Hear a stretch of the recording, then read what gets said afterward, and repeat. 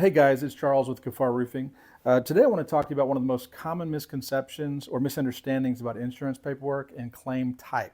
There's two major types of claims, or types of policies I should say, and that's ACV and RCV. They both work similar in some ways, but they're very different in some ways. And so I'm going to use this pool ball illustration to show you the differences. First, we'll start with ACV.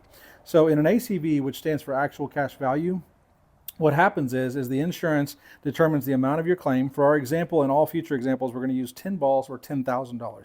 So if your claim is $10,000, your roof is a 30-year roof and it's 10 years old, that means that it's depreciated by about a third of its age. So they take 1/3 of the value of your claim and they can it. That's ACV.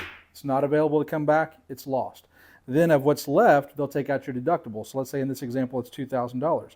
They take your deductible, also not available to come back. So this is an ACV policy. You're left with this, that's all you're getting.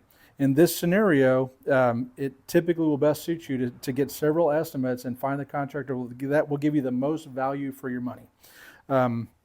This is one of the worst spots to be in. So typically these kinds of policies exist on older homesteads, properties that were passed down to family, rental homes, things like that. Every once in a while, and I found myself in a similar situation, your insurance will write this policy, an ACV policy to you, you don't even realize it. So back in 2008, I was in a storm, a major hailstorm with my property, didn't know what I had a major loss, and didn't actually have the money to replace everything on my roof or on my property. Put me in a really bad spot. Fortunately, I had a friend that helped me in that, but I saw quickly how if I had known better, I would have changed my policy. So forewarned, make sure you guys go call your insurance agent. If you don't know what kind of policy you have, make sure you have replacement cost, because that's the one you're going to want. That's the one we're going to talk about next. So in replacement cost, you have the same scenario that we started off with before, but the difference is that there's a mechanism that allows you to get some of the money back. So this is the market value of your roof. The insurance has taken away the age value of your roof, and then they've taken out your deductible. Now in both scenarios, the deductible cannot come back. It's gone. It's completely gone. But in the replacement cost benefits scenario, you have this amount of money that's left. Now where most people make the mistake is that they think that they can find a cheaper bid than the $10,000, and they think that if they do that, they'll save their deductible that the insurance took from them. Okay?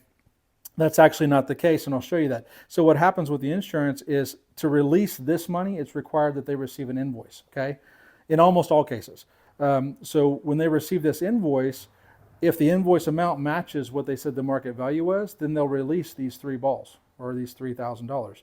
And so in this scenario, if you had replacement cost benefits with a $2,000 deductible and the cost to replace repair your property was $10,000, you get $8,000. They've taken your $2,000 away and you don't get it back. Okay, that's considered your liability for having an insurance claim.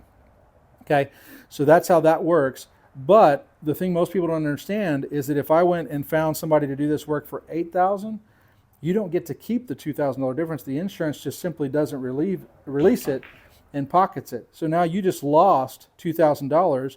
You've now reduced a market value claim down to something that looks very similar to an ACV claim.